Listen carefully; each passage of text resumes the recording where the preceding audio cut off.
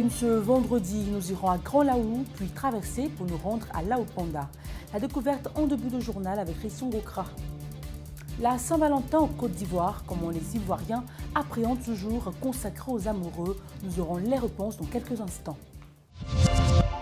Madame, Monsieur, bonsoir. Ravi de vous retrouver une fois de plus à ce 19h45.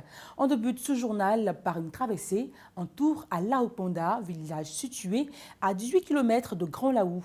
La traversée se fait par canot assuré par des jeunes du village. Allons à la découverte avec Christian Gokra.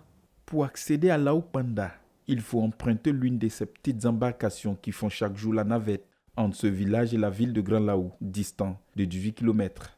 À bord de l'un de ces canots qui nous y emmène se trouve ce jeune homme d'une vingtaine d'années et originaire de Lao Panda. Il a appris le métier de son frère aîné. Le métier, c'est mon grand frère. C'est mon grand frère, celui qui est grand, celui qui travaille. Donc souvent, nous, ça va l'aider, on fait l'apprentissage. Souvent, il nous donne nos roues. On le dit, on connaît donc lui la science, donc on va travailler, puis on fait avec l'argent. Il nous donne un peu, il prend un peu, il garde.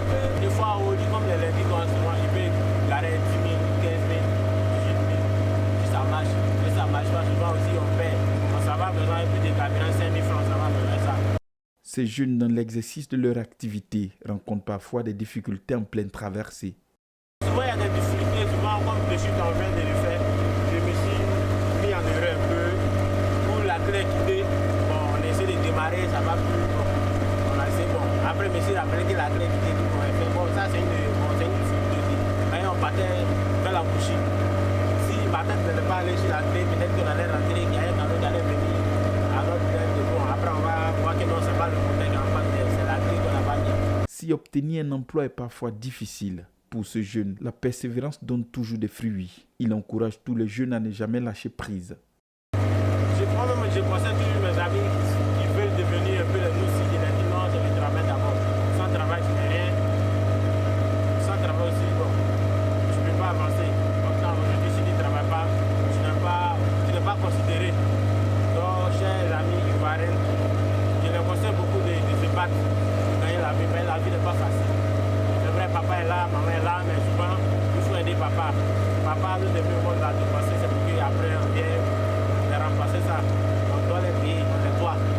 Le village de Lao Panda est menacé de disparition en raison de l'avancée de l'océan, une situation due au changement climatique.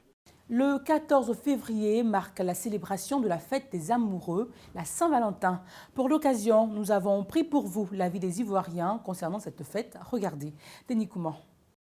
La Saint-Valentin a lieu tous les 14 février et représente la fête des amoureux, une fête adoptée par les Ivoiriens. L'amour, c'est la chose la plus belle au monde. Donc célébrer l'amour, je pense que vraiment c'est important pour nous. Et ça devait vraiment être important pour tout le monde. La fête de la Saint-Valentin, c'est la fête des amoureux. Et puis bon, genre si tu es amoureux de quelqu'un, tu peux sortir, vous amuser. Bon, en tout cas, c'est un peu ça quoi.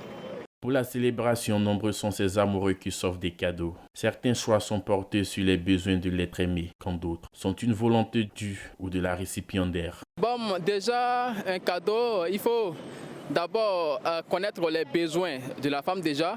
Qu'est-ce qui peut lui apporter la joie? C'est là qu'il faut connaître sa femme, il faut connaître sa partenaire. Et si tu connais ta partenaire, tu sais ce qui peut réjouir son cœur. Et du coup, tu sais ce que tu dois lui apporter. Voilà, pour essayer de lui apporter la joie à tout temps. En tout cas, on ne veut pas les serviettes, les gens tu laves et puis tu mets ça au soleil. Et puis on te dit que on sait que ça c'est le cadeau de Saint-Valentin, mais les fleurs banana que tu ramasses par terre, on ne veut pas ça. Avec les cadres là, genre non, on ne veut pas ça. On veut les vrais pulls, genre ça dépend, les vraies chaussures ou même soit les vrais habits.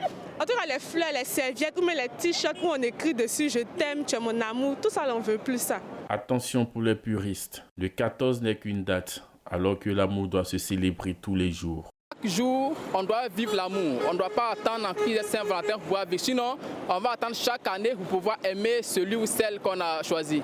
Donc on ne doit pas attendre forcément le jour de la Saint-Valentin pour pouvoir célébrer, pour pouvoir dire à sa femme ou bien à son mari que je t'aime.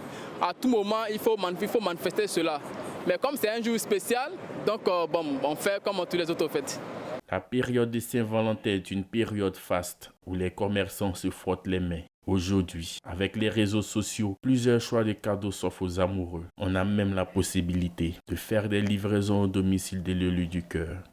À Anani, dans la commune de Port-Boué, l'opération de déguerpissement se poursuit. Depuis 5 jours, tous les bâtiments situés sur la servitude de 100 mètres sont détruits. Les déguerpis dénoncent une injustice. Henri Nomki.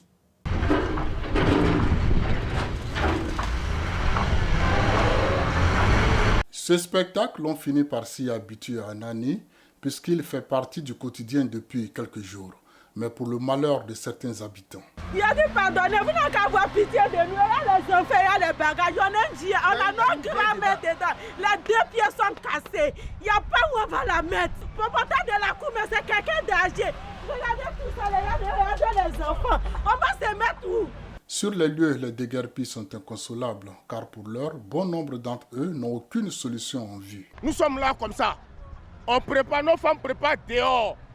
On mange au dehors, on dort au dehors, on chie là, c'est là on dort. C'est comme si nous étions en prison. Les déguerpis dénoncent l'inopportunité et l'injustice de l'opération, vu qu'ils étaient installés sur le site bien avant l'avènement de l'autoroute. Nous sommes là depuis 2008. Et quand on venait ici, tout ça c'était la brousse, il n'était pas question de l'autoroute. Aujourd'hui, nous, on nous déguerpit. Mais la question que je pose à l'État, à toutes ces personnes, est-ce qu'après notre départ, c'est des moutons qui vont habiter, mais c'est des hommes qui vont habiter? On va où avec nos enfants en pleine année scolaire? Je suis menuisier et béni, c'était à Koumassi. Maintenant, ils ont cassé mon atelier là-bas. Je suis venu prendre un magasin ici. Ça me fait 2 ans. Je suis arrivé ici cette année encore. Ils sont venus casser mon atelier encore. Il y a 12 employés. Ils ont cassé l'atelier. Donc, et tous seront dans le chômage. L'opération qui va se poursuivre jusqu'à Grand Bassam se déroule sous haute sécurité policière. Et les déguerpis entendent défendre leurs droits en justice. Rappelons qu'un décret de 2014 fait d'une servitude de 100 mètres une zone d'autorité publique. Le comité civilo-militaire départemental de lutte contre les épidémies de Jacquesville a débuté sa phase de répression le mercredi 10 février 2021. Elle décide d'employer ses moyens de répression pour lutter contre les épidémies, en l'occurrence la maladie à coronavirus. Pour lutter contre le coronavirus, le gouvernement sud-africain avait interdit la vente d'alcool. Le pays est donc inondé de plus de 300 millions de litres de vin excédentaire.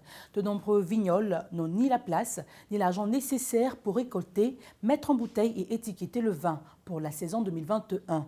Les producteurs primaires risquent de baisser leur rideau. Au Burkina Faso, depuis septembre 2020, le pays produit des panneaux solaires. L'usine de Faso Énergie a une production journalière de 200 panneaux solaires, ce qui permet l'électrification des zones rurales, urbaines et des centres solaires photovoltaïques. Cette usine est la première du genre en Afrique de l'Ouest. Et on termine avec ce drame à Goumori au Bénin où un éléphant a tué une femme et fait un autre blessé grave. La divagation des éléphants dans cette région du Bénin devient de plus en plus fréquente et il urge que des mesures soient prises pour préserver la vie des populations. Ainsi prend fin cette édition proposée par l'ensemble de la rédaction et réalisée par l'équipe de la production. Merci à vous pour votre fidélité et excellente suite de programme à vous tous. On se retrouve demain pour le récap de la semaine.